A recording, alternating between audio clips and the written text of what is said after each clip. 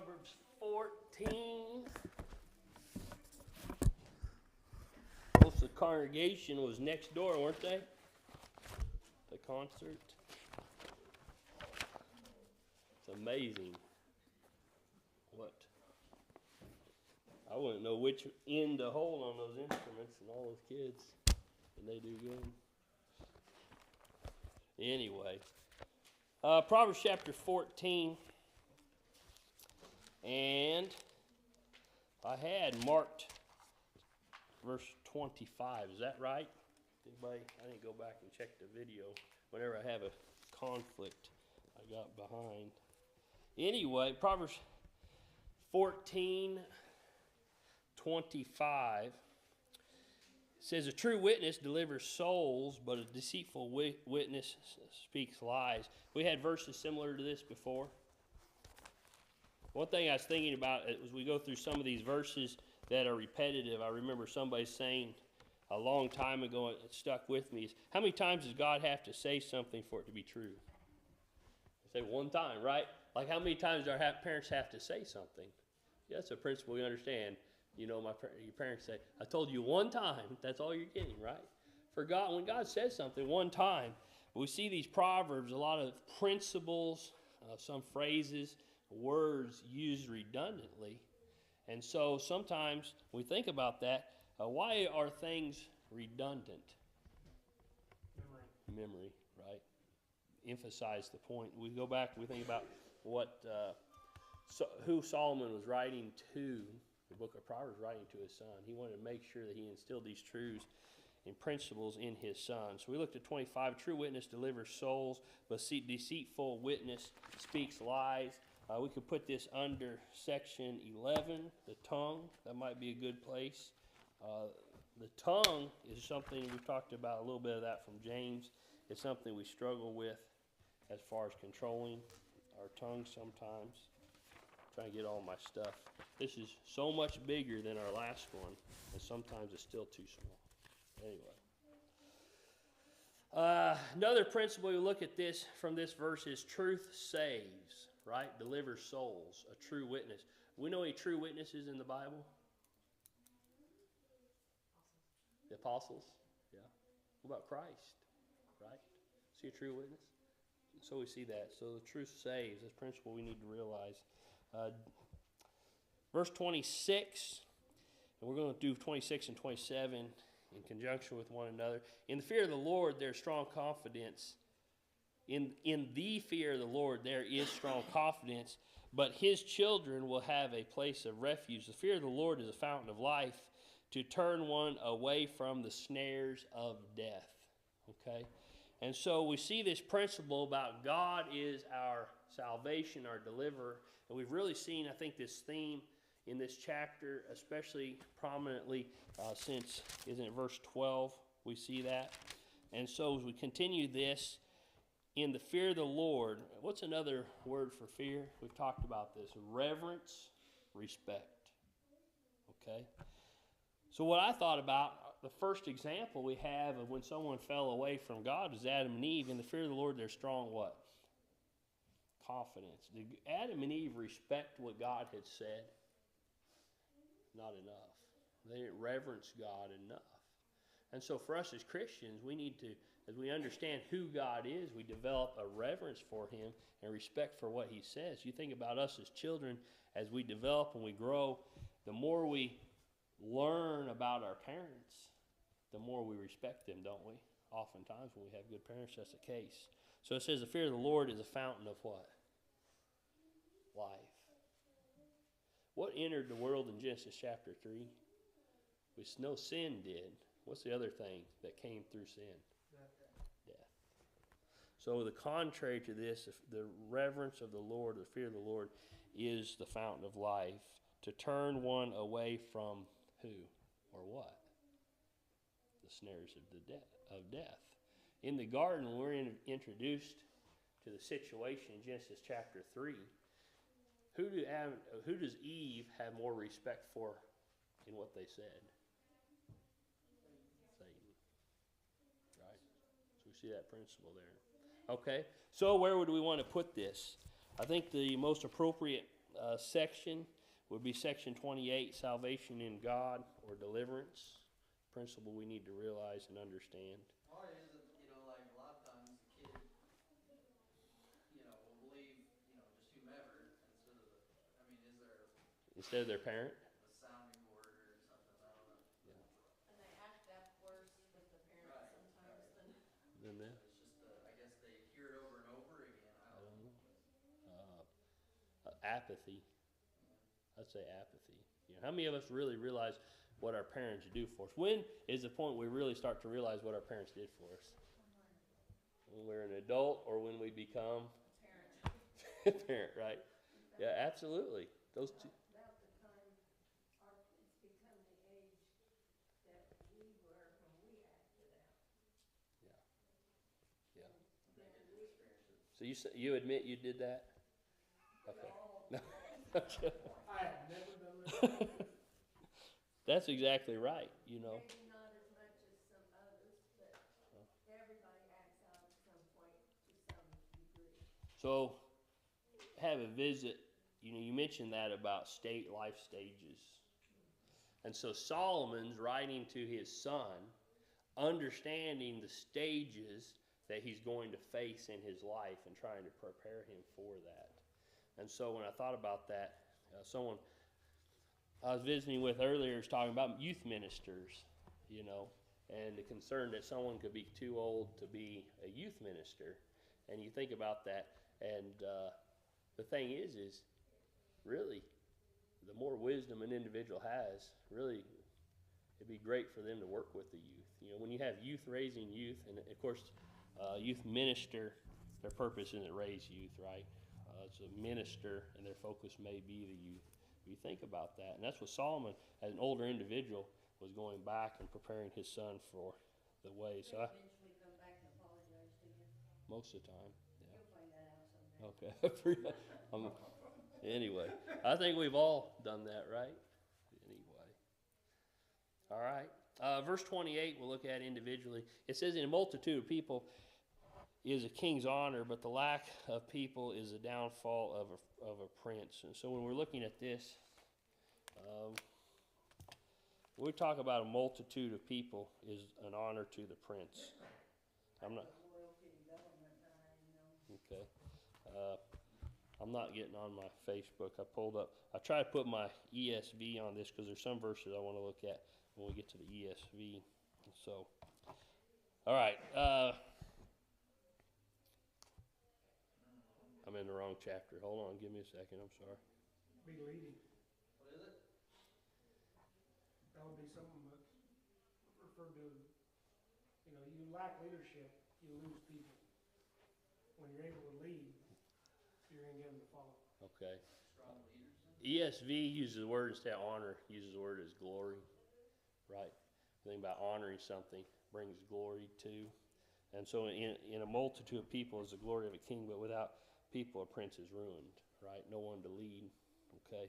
Well, you look at the age deal there too. The prince versus the king. King's been there, he's done it, he's leading people. Prince, That's right. look what Solomon did.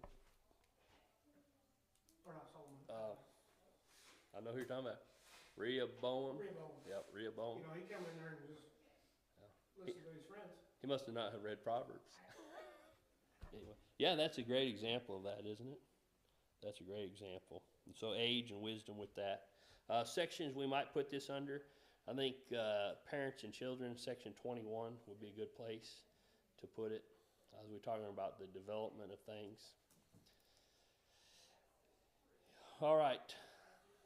Verse 29 says, he who is slow to wrath has great understanding, but he who is impulsive exalts folly. What do we mean by slow to wrath?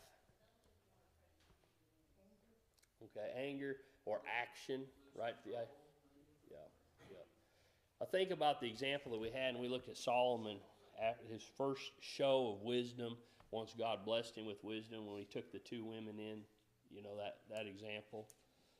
And then I think about that in contrast to David with Nathan.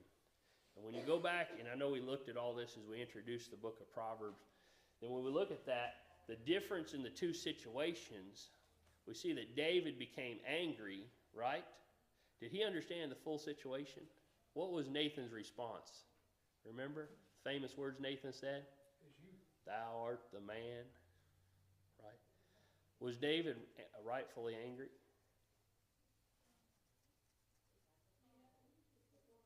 Yeah, there's an injustice that was being done. But did he take time to realize the full situation? It was revealed to him. He is slow to wrath, has great understanding, but he who is impulsive exalts folly. The opposite of verse 17. About the quick temper, Mm-hmm. Mm-hmm. being foolish, the slow to wrath has great understanding. The quick-tempered man acts foolishly. Isn't that the same principle, or am I looking at backwards? Say the same thing. But it's Same. quick tempered rather than slow to anger. Slow to wrath, has great understanding. Yeah. So it's telling us to do the same thing in order to act the right way. Absolutely. Everybody's known something that's acted impulsively and then exalts Yeah. folly. Any apostles that's known for being that way? Yeah. Okay. And sometimes we mock him, but we got to appreciate his zeal. But this is talking about acting out of an unclear mind. And so anyway, he who is slow to wrath, we're talking about the taking the time to comprehend the situation, right? To realize what's going on. And so sections that we might put this under might be, what sections? 7? Yep, self-control, I think so. Because we have to wait and act wisely. I think also section 24 with the words of the wise. And when I think about that, and we compare it with David versus Solomon, Solomon took time to listen to the ladies and gather the information, didn't he? I think that's important. Okay. Verse 30, it says, a sound heart is life to the body, but envy is rottenness to the soul. And so, or to the rottenness to the bones. We look at this. Does our mental state affect our physical state? Yeah. And is this specifically talking about literally or figuratively? We're talking about it'll tear a person apart, won't it? Inwardly. And so we understand there are health problems that come from I put that the mind is settled. what's that? The mind is settled. The mind is settled. Yeah. When we think about Philippians chapter 4, let the peace of God rule your hearts. We think of that, the peace that passes all understanding. Okay. Let it comfort us, be with us. And so when we look at that, sound heart is life to the body, right? Are there people that age prematurely because of what's going on in their life? You think about that. Does sin weigh on people? Yeah, all those things, right? So we need to let those things go, overcome them. He said envy is rottenness to the bones. And so having the right mindset towards things. Envy is wanting what?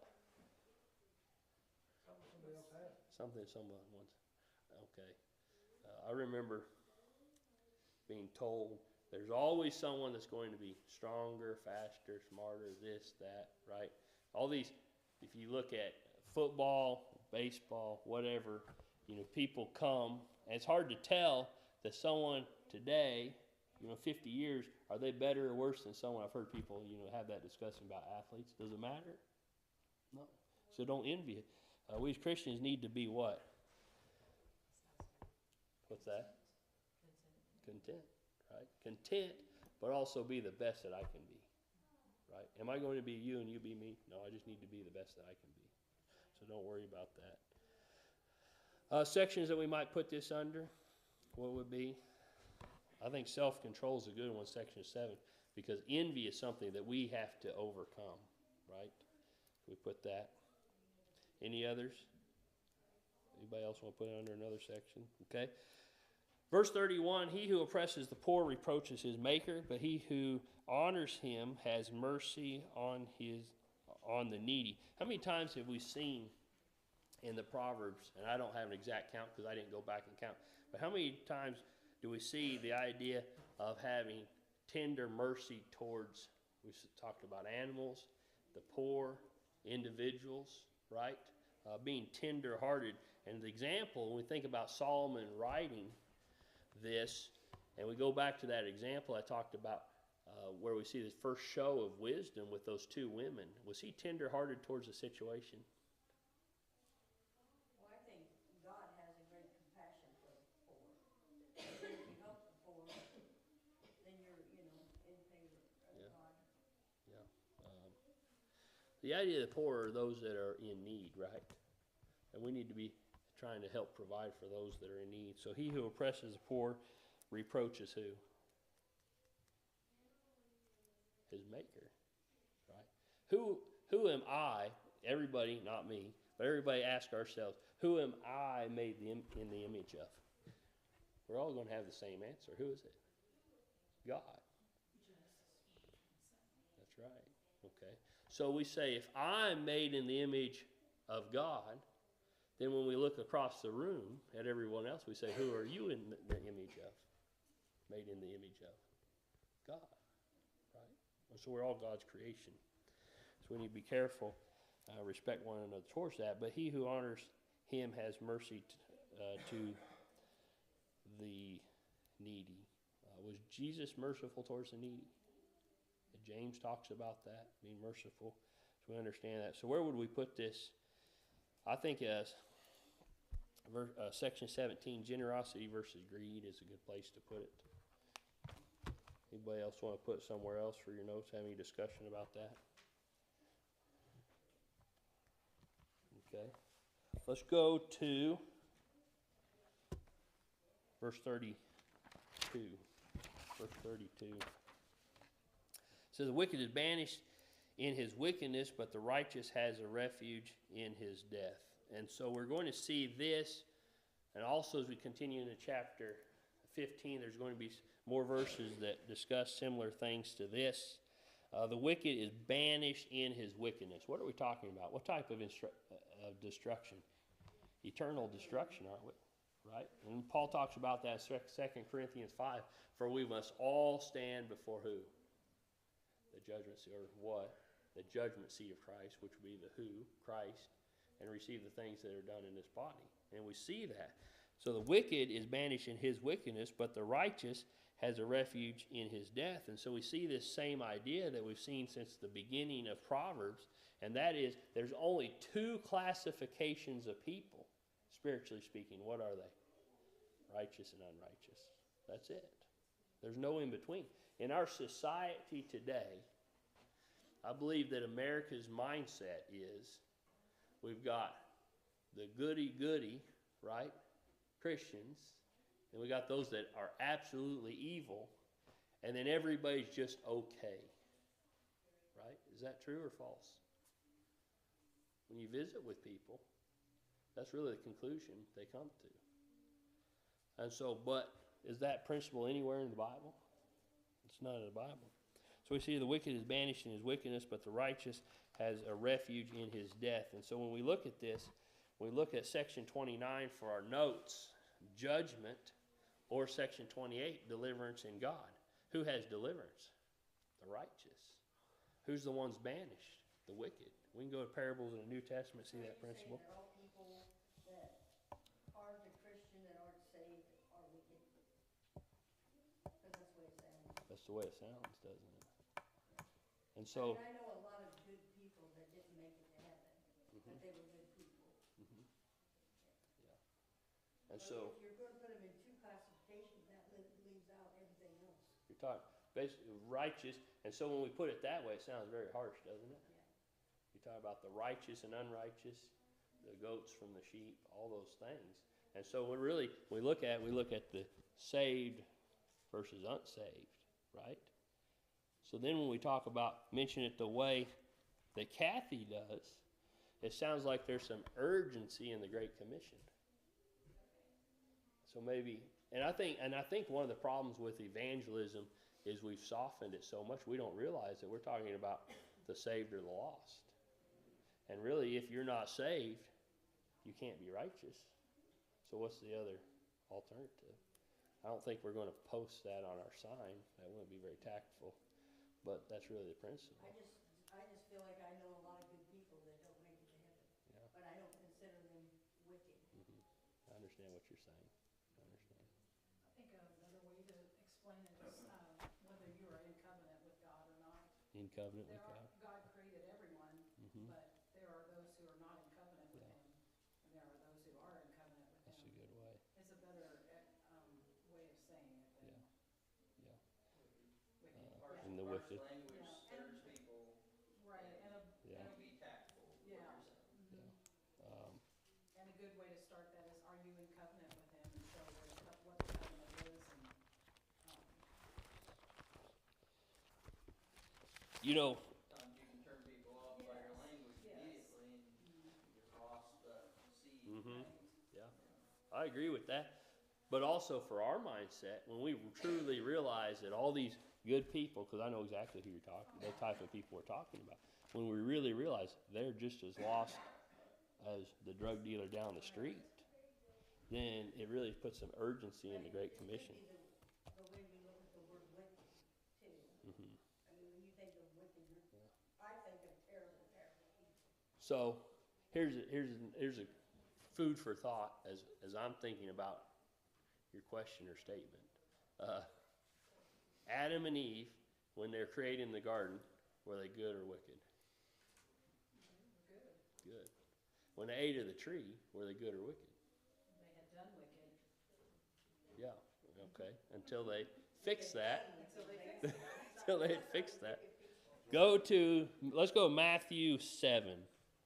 Matthew 7. And I think if we really felt the way we let what Kathy stated sink in, I think it really would help us a lot with our friends and our family and our community with the evangelism. You know, everyone's sinning at some point. Mhm. You know, we're Yeah. falling short, and we're still doing that wicked Yeah. thing off and on. So, So that's why I'd say probably saved versus unsaved. Right, and that Yeah. makes sense in this Walking verse in because it says the wicked is banished, that's driven away from God, Mhm. and the righteous has a home with him even to death. So Matthew 7:21 through 23 says, "Not everyone," this is Jesus speaking, he said, "Not everyone that says to me, Lord, Lord, shall enter the kingdom of heaven." And we think about that, the principle of saying, Lord, Lord, what's he saying?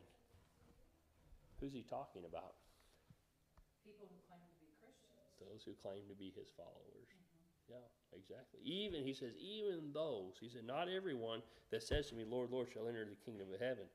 Who will? It tells us in the verse. He who does the will of the Father. Do the will of the Father, right? And so when we talk about falling from grace, when do we fall from grace? When we're not doing His will. When we choose not to do his will. When we choose our own will, how about That's that? right, you know. And so we understand from 1 John 1, verse 7 in the context there, but if we walk in the light. And we know that we're going to stumble and fall along the way. Nobody in this room is perfect, right? Has anybody sinned since they became a Christian? We all have.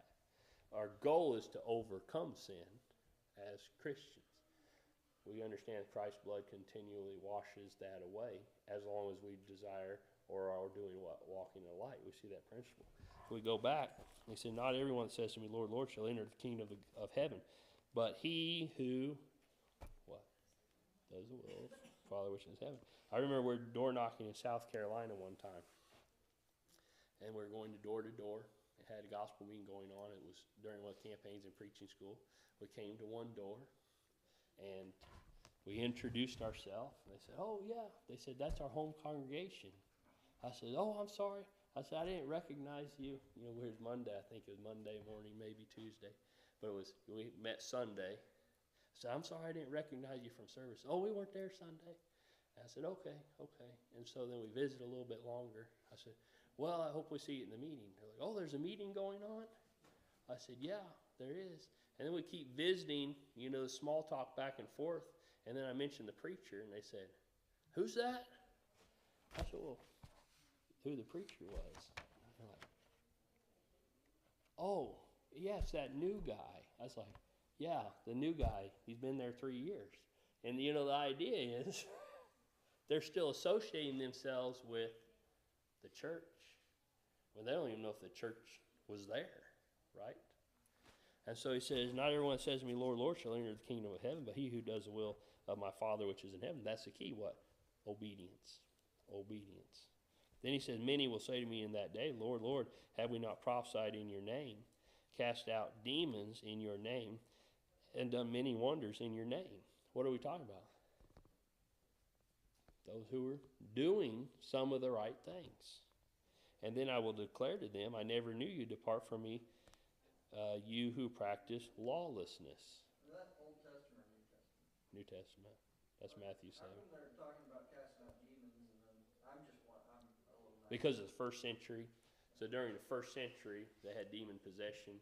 So with the works of the gifts of the Holy Spirit, that was one of the things they were able to do. There is none of that now, right? No, that went away. So some people, might say something about puking up a demon and Yeah. Yeah. But the principle was they were doing, in that time period, that would have been works of the church, one of the works of the church in confirming the word. And so I understand what you're saying, but he's saying even those that had gifts of the Holy Spirit won't make it, because of what? We go back to verse 21. But he who does the will of my Father in heaven. Somewhere along the way they failed, right, to do the will of their Father which is in heaven. So we go back, and I think it's important for us to ask ourselves, am I walking in the light? And then we need to realize who's not, and what we need to urge them to do. We think about, we go out into our community, is our purpose as a church to go and start calling, say, lost, lost, lost, lost, lost? No. What do we need to do? Say, we want you to be saved, we want you to be saved, want to be saved. In that statement, we are saying what? The state you're in, you're not saved. So we understand. And we got to be compassionate and loving towards them and teach them. But ultimately, whose decision is it? Theirs. strategy that I've implemented would be this Bible verse works for me. This Bible, Mm-hmm. let's plant the seed. Not always effective, but Well, have you read Muscle and a Shovel? what's that? Have you read a Muscle and a Shovel book? I don't read a whole lot. Okay.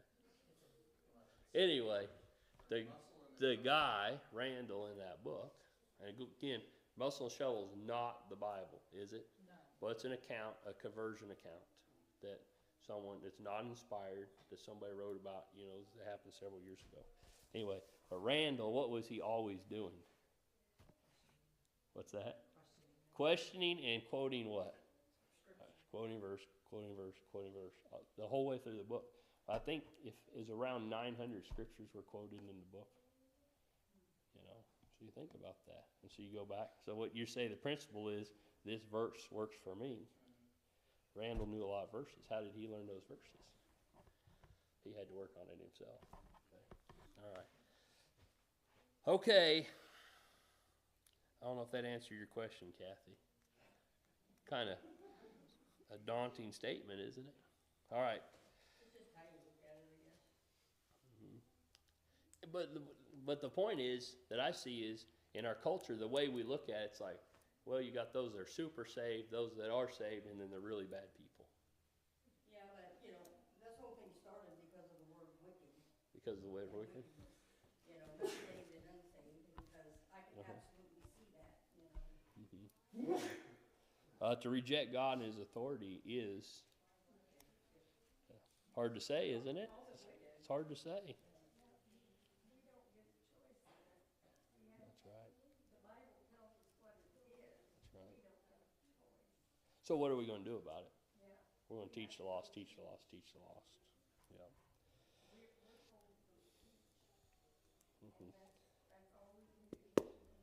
What's that song? We don't sing it here very much, if at all. You never mentioned him to me. Is everybody familiar with that song? What number is that? Let's look at the words in that song. What's that? Look at that.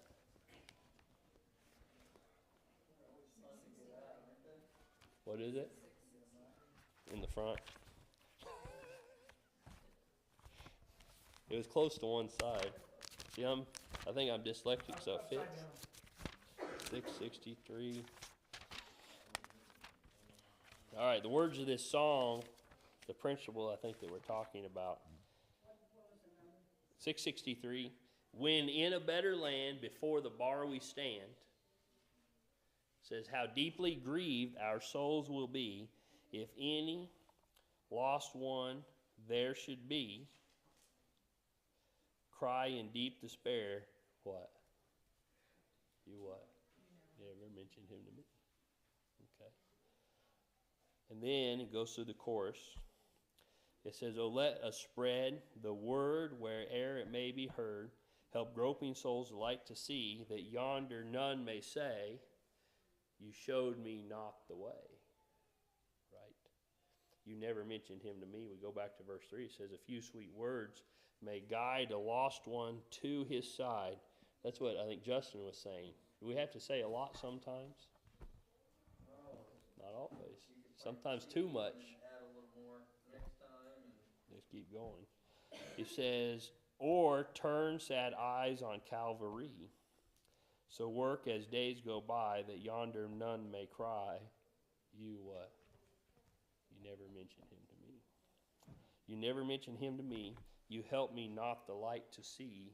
You met me once, day by day, and knew I was astray, yet what? I think that's the line that Seals the deal. it is. I mean, Yeah. you think about all of the people you meet every day and work with and talk to. Yeah. There was a guy back home who was inspirational. That phrase is overused sometimes, right? But this guy, everybody that I ever saw him be around or heard him being around or had met, he gave him a Bible pamphlet and invited him to services. Everybody. And he worked for the water district. And there was thousands of people in the district, far more populated than the county that I grew up from has 10 times the population of this county. Everybody knew Don Brock. And Don Brock, he invited everybody to church, you know.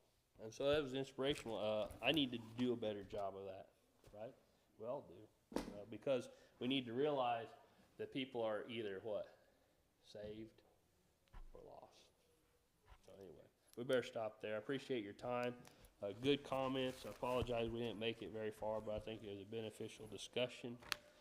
And so we'll finish up. You know what this means? Sunday the building will be full if we act on what we discussed. Thank you.